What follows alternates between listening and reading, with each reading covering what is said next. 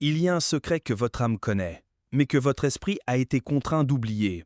Ce n'est pas une théorie, c'est une carte que vous avez vous-même dessinée avant même de respirer. Avez-vous déjà regardé votre vie avec la sensation que certaines pièces ne s'emboîtaient pas? Une souffrance qui semblait insupportable pour une vie? Un désir ardent de retourner dans un foyer que vous ne pouviez même pas nommer? Vous n'êtes pas fou. C'est votre âme qui hurle silencieusement, essayant de vous rappeler le plan. Avant votre naissance, vous avez pris 5 décisions cruciales. Des décisions qui ont défini votre corps, votre famille, vos blessures les plus profondes et votre but le plus sacré. Cette information n'est pas pour tout le monde. Elle s'adresse à ceux qui en ont assez de vivre en pilotage automatique, à ceux qui sentent une vérité sur le point d'exploser en eux. Ce que vous allez entendre est peut-être la chose la plus importante que vous entendrez jamais. Car je ne vais pas vous donner de réponse. Je vais vous aider à vous souvenir de celle que vous avez choisie. Préparez-vous, car vous allez retrouver l'architecte de votre propre destin, vous-même. Un souvenir ancestral se glisse, presque oublié, tel le murmure du vent entre les feuilles d'un arbre millénaire. Avant que le temps n'ait de nom, dans un espace de pure conscience, votre âme a choisi. Ce n'était pas un acte aléatoire et encore moins une coïncidence cosmique. Elle a choisi ce corps, ce vaisseau de chair et d'os, avec la précision d'un artisan sélectionnant le bois idéal pour son chef-d'œuvre. Elle l'a choisi parce que sa vibration, sa structure et même ses imperfections apparentes étaient, ni plus ni moins, l'instrument parfait dont elle avait besoin pour apprendre les mélodies de cette vie. Chaque cellule, chaque trait, chaque battement de cœur sont les notes d'un chant que votre esprit aspirait à chanter. Ce choix était la première étape d'un contrat sacré avec l'existence, un engagement à se souvenir d'une vérité profonde à travers l'expérience terrestre. Le but de ce choix n'était pas la perfection physique, mais l'expansion de l'âme, un éveil qui ne pouvait se produire qu'ancré dans la matière, dans ce corps précis et sacré que vous habitez aujourd'hui et que parfois, hélas, vous avez tant de mal à aimer. Il y a une sagesse cachée dans la souffrance que nous refusons souvent de voir. Ces mots qui vous envahissent, ces limitations qui vous semblent des chaînes, ou cette fragilité qui vous met à genoux, et si ce n'étaient pas des ennemis à vaincre? Et s'ils étaient, en réalité, un dessein sacré tissé par votre âme? Réfléchissez-y un instant. Peut-être cette maladie chronique est-elle un enseignant déguisé, vous enseignant la compassion par des cris silencieux, ou cette limitation physique est-elle une invitation à découvrir une force intérieure que vous n'auriez jamais connue autrement? L'évolution de l'esprit n'est pas toujours un long fleuve tranquille, il faut parfois des épines pour que la conscience s'éveille. Chaque douleur est un écho, un appel de votre âme à vous réveiller. Regarde-moi, ressens-moi, il y a quelque chose ici que nous devons guérir ensemble. Ce n'est pas une punition, c'est une opportunité. Une chance pour que votre présence devienne si intense qu'elle transforme la souffrance en portail vers une compréhension plus profonde de votre propre raison d'être sur cette terre. Au fil du temps, dans des existences dont votre esprit conscient ne se souvient plus, votre âme a accumulé des expériences, des joies, mais aussi des blessures. Certaines de ces blessures ont laissé un résidu, une vibration dense qui a adhéré à votre champ énergétique. Et, dans un acte de courage immense, avant de retourner sur ce plan, votre esprit a dit « Cette fois, je vais purifier cela, je vais le transmuter ». Ainsi, certaines maladies ou affections dont vous souffrez ne sont rien d'autre que la manifestation physique de cette ancienne énergie que votre âme a choisi de libérer dans cette incarnation, comme quelqu'un qui ouvre les fenêtres d'une maison longtemps fermée pour laisser entrer le soleil. C'est un processus de purification, une réunion avec une version plus légère de vous-même. Même des penseurs comme Kardec ont pressenti cette connexion profonde, cette continuité de l'âme à travers les vies où l'évolution est une constante. Votre corps devient alors l'alchimiste qui, par l'amour et l'acceptation, transforme le plomb du passé en l'or d'une conscience éveillée. Consacrer son corps. Quelle idée révolutionnaire dans un monde qui vous apprend à le juger. Mais c'est là que réside la clé de votre liberté. Ce corps n'est pas une prison, mais un portail sacré. C'est le temple où votre âme peut enfin libérer ses souvenirs ancestraux et trouver le silence nécessaire pour entendre sa propre voix. Lorsque vous touchez vos cicatrices avec amour, lorsque vous remerciez vos jambes de vous soutenir, lorsque vous respirez avec gratitude d'être simplement en vie, vous accomplissez un acte magique. Vous ancrez votre présence dans l'ici et maintenant, et c'est en cette présence que réside toute puissance. Honorer ce réceptacle, c'est honorer le choix de votre âme. Il ne s'agit pas de se résigner à une limitation, mais de dialoguer avec elle, de trouver la paix au cœur de la tempête. C'est un chemin de retour vers la source, vers cette vérité essentielle qui vibre en vous, attendant patiemment le moment de votre éveil. Cet instant où vous cessez de lutter et commencez à danser avec la vie telle que vous êtes. Et tandis que vous apprenez à habiter votre peau comme un sanctuaire, une douce question flotte dans l'air, telle une graine portée par le vent. Si ce choix de corps était si délibéré, si porteur de sens pour votre évolution, qu'en est-il des premières âmes qui vous ont accueilli dans ce monde ? Ces figures que vous appeliez votre famille, avec leurs lumières et leurs ombres, étaient-elles aussi un choix ? La réponse se trouve dans ce même lieu de silence et de sagesse, attendant d'être découverte. Votre relation à votre corps est souvent le reflet de votre relation à lui, et dans ce miroir familier, le voyage de l'âme se poursuit, révélant la prochaine étape de votre contrat sacré. Les retrouvailles avec elle n'étaient pas un accident, mais la prochaine étape de votre carte du ciel personnelle. Tout comme la terre était prête à accueillir la graine, le cadre de votre arrivée fut soigneusement choisi. La famille dans laquelle vous êtes né n'était pas un hasard, pas du tout. C'était une réunion sacrée, une rencontre entre âmes marquée avant même que vous ne respiriez l'air de ce monde. Chaque membre de ce clan, avec ses particularités, ses rires et ses silences, sont des esprits que vous connaissiez déjà lors d'autres voyages. Certains, d'anciens compagnons de route, avec lesquels vous avez conclu un pacte pour renforcer des liens d'amour inconditionnels. D'autres, des âmes envers lesquelles vous aviez une dette d'apprentissage, une blessure à guérir. Le but toujours est l'évolution. Votre âme, dans son infinie sagesse, savait que cette dynamique familiale, avec sa vibration particulière, serait le terreau le plus fertile pour que les graines de votre conscience germent, grandissent et finalement s'éveillent à une vérité plus vaste sur qui vous êtes vraiment. Et, bien sûr, dans ce terreau fertile, la souffrance s'accroît souvent. Les conflits familiaux, ces absences qui hantent comme un fantôme, les mots qui blessent plus qu'un couteau, oh, comme ils tourmentent. Mais si vous pouviez voir avec les yeux de l'esprit, vous verriez que tout cela fonctionne comme un miroir. Chaque irritation, chaque blessure, chaque sentiment d'exclusion vous révèle un schéma qui vit en vous et qui aspire à être vu et guéri. Cette mère absente peut vous apprendre à être votre propre mère. Ce père autoritaire peut vous forcer à trouver votre propre voie.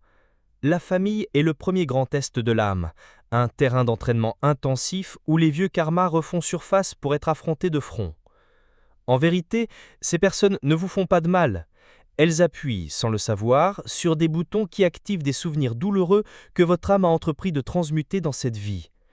Dans ce contexte, le pardon cesse d'être un acte de charité envers autrui et devient un acte de libération pour votre âme. Pardonner ne signifie pas dire « ce que tu as fait était bien », cela signifie « je ne porterai plus le poids de ce que tu as fait ». C'est une rupture énergétique, une décision consciente d'élever votre vibration et de cesser de vous nourrir du poison du ressentiment. Tant que vous ne vous libérez pas de ces liens, votre énergie restera prisonnière du passé, et l'univers, dans son infinie patience, continuera de vous apporter des personnes et des situations qui reproduisent le même schéma jusqu'à ce que vous en tiriez la leçon. Ne pas libérer votre père, votre mère ou votre frère, c'est vous condamner à les rechercher chez chaque partenaire, chaque patron, chaque ami.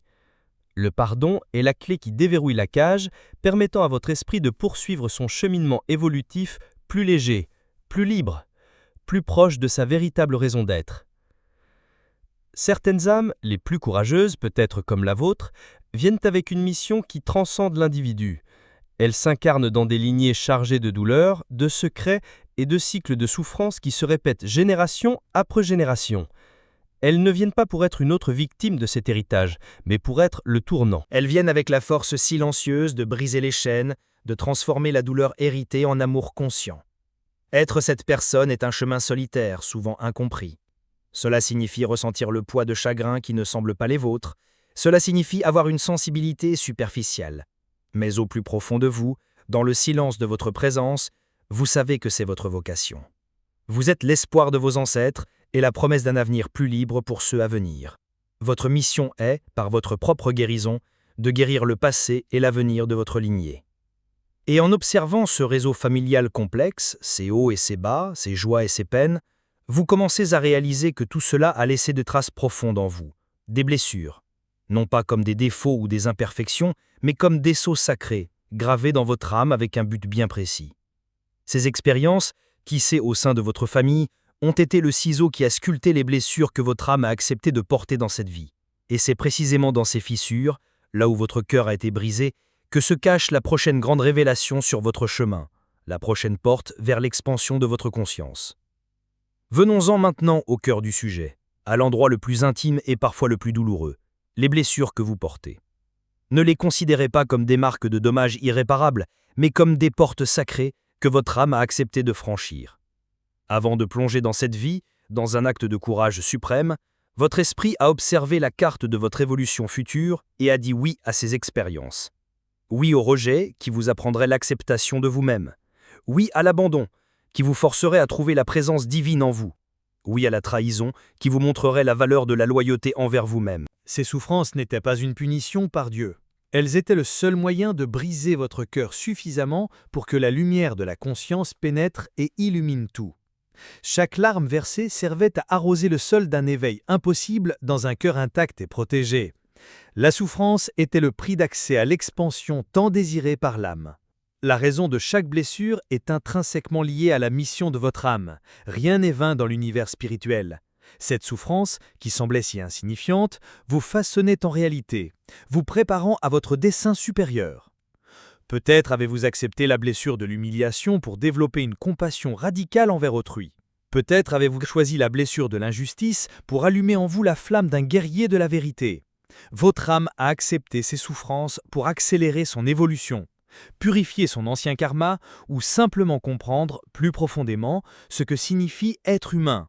C'est un processus qui, tel qu'exploré par des esprits comme Kardec, fait partie du parcours éducatif de l'esprit.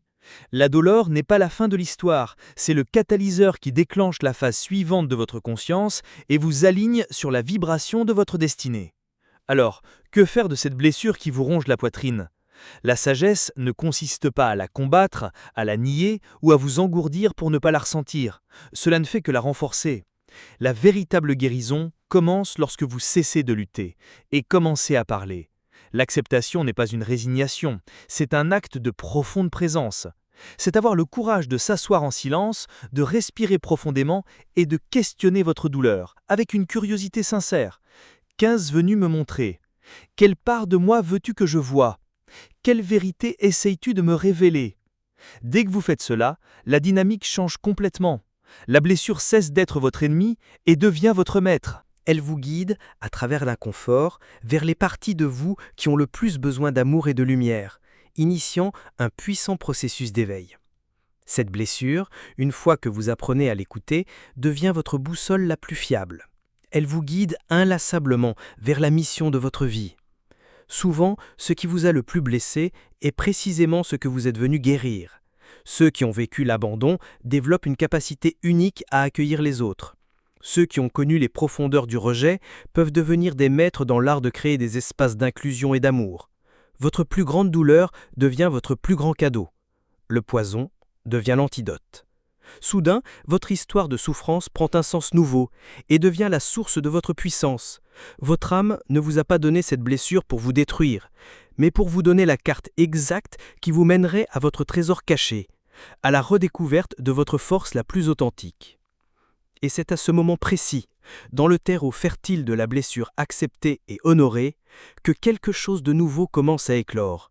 Quelque chose qui a toujours été là, latent, attendant les conditions propices pour émerger. C'est un don, un talent inné que votre âme porte comme une signature cosmique. Oubliez les notions grandioses de génie artistique ou intellectuel. Souvent, ce don est bien plus subtil, plus essentiel. Il peut s'agir de la capacité d'apaiser un environnement chaotique par votre simple présence. Il peut s'agir de l'art d'écouter de manière à ce que l'autre âme se sente véritablement entendue. Il peut s'agir de la main qui a le toucher juste pour faire pousser des plantes ou apaiser un animal effrayé. Ce n'est pas quelque chose que vous devez apprendre dans les livres, c'est une sagesse qui vous traverse lorsque vous le permettez.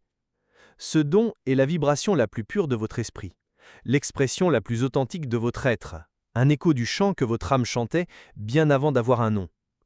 Ce talent et votre blessure la plus profonde sont intrinsèquement liés, comme le jour et la nuit, l'ombre et la lumière. Ils sont les deux faces d'une même médaille. Votre âme n'a pas choisi l'un sans l'autre. Regardez bien. La blessure a été le terrain d'entraînement qui a rendu votre don nécessaire et puissant. La souffrance a affiné votre perception, vous permettant de voir ce que les autres ne voient pas. C'est pourquoi les meilleurs guérisseurs sont souvent ceux qui ont été les plus profondément blessés. Ils savent comment sortir de l'obscurité parce qu'ils y ont vécu. Votre don a été choisi pour votre mission, et votre blessure a été le portail d'activation de ce même don. Comprendre ce lien est une étape importante dans votre évolution. C'est prendre conscience que votre plus grande vulnérabilité est en réalité la source de votre plus grand pouvoir. Alors, comment reconnaître ce don qui vous appartient ? Soyez attentifs aux signes subtils, aux murmures de votre âme. C'est cette attirance spontanée pour certains sujets sur lesquels vous pourriez lire ou discuter pendant des heures. C'est cette sensation que le temps s'évanouit alors, un état de fluidité où tout semble facile et naturel. C'est lorsque d'autres, sans que vous ne le demandiez, reconnaissent cette lumière en vous et vous recherchent. Et peut-être le signe le plus clair de tous, un sentiment de vide, d'inquiétude, une sorte de mort vivante lorsque vous ne l'exprimez pas. Cette inquiétude est le désir de votre esprit pour lui-même, un appel urgent de votre conscience à aligner votre vie sur votre but le plus authentique et à laisser votre don s'exprimer.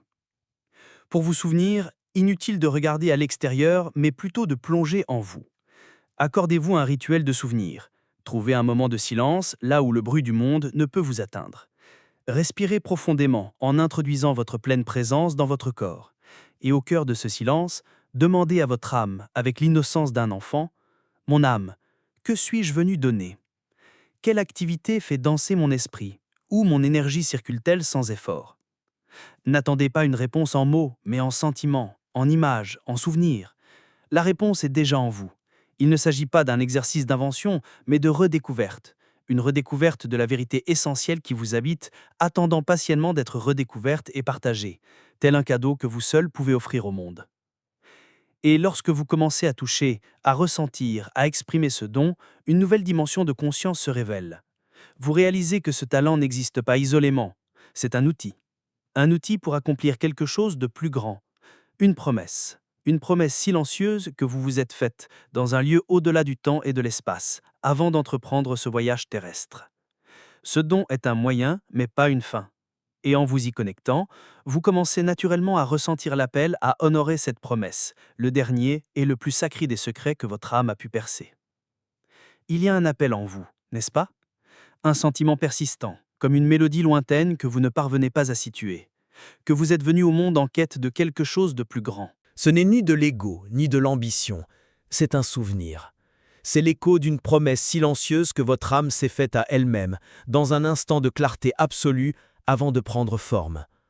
Dans cet espace de pure conscience, votre esprit contemplait le chemin à parcourir, votre corps, votre famille, vos blessures, vos souffrances, et pourtant il a fait un vœu sacré. Il s'est promis d'utiliser tout cela comme carburant. Ce sentiment d'un but supérieur n'est pas un fantasme, c'est le souvenir le plus précieux que vous portez en vous, le véritable nord de votre boussole spirituelle, la raison d'être de chacune de vos décisions.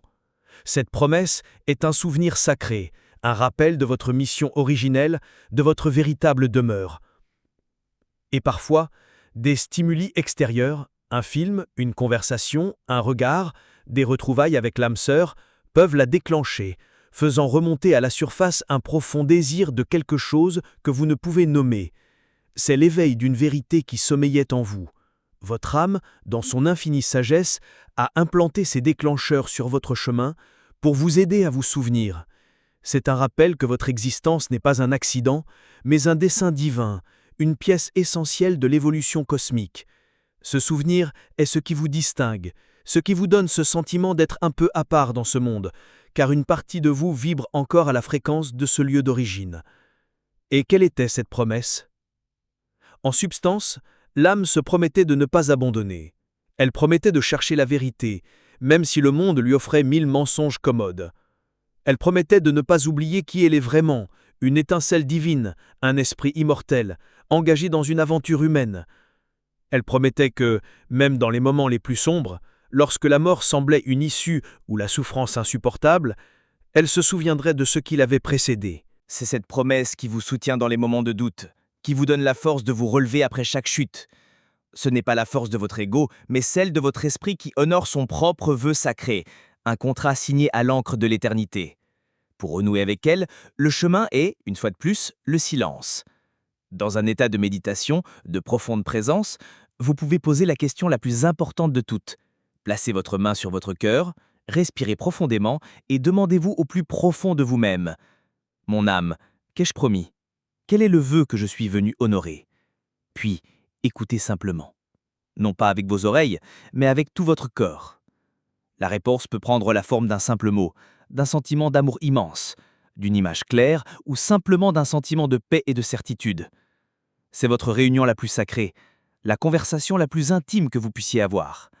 C'est l'alignement de votre conscience avec l'intention originelle de votre esprit, une pratique qui nous relie à la même source de sagesse que des visionnaires comme Kardec ont sans cesse cherché à comprendre.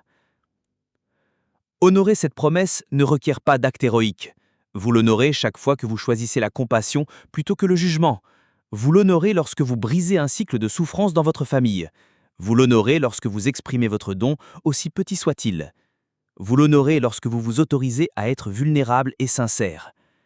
Vivre en accord avec cette promesse est ce qui élève votre vibration, vous remplit d'une détermination inébranlable et vous prépare à la prochaine étape de votre évolution. Tenir cette promesse n'est pas le but, c'est le cheminement lui-même. C'est l'acte de transformer l'existence en une œuvre d'art, une manifestation vivante de votre esprit. Le souvenir est gravé. Maintenant, dans le silence qui suit ces mots, lequel de ces 5 échos résonne le plus fort en vous? Si cela vous a touché, n'hésitez pas à laisser un commentaire. Parfois, une simple phrase suffit pour transmettre la lumière que l'esprit de quelqu'un attendait depuis longtemps. Abonnez-vous si vous sentez qu'ici, votre âme a trouvé un mot qu'elle a toujours connu. Et ne manquez pas notre prochaine rencontre. Nous y explorerons les signes que votre esprit essaye de vous guider. Ce sera une promesse tacite entre nous, pour que vous ne vous sentiez plus jamais perdu.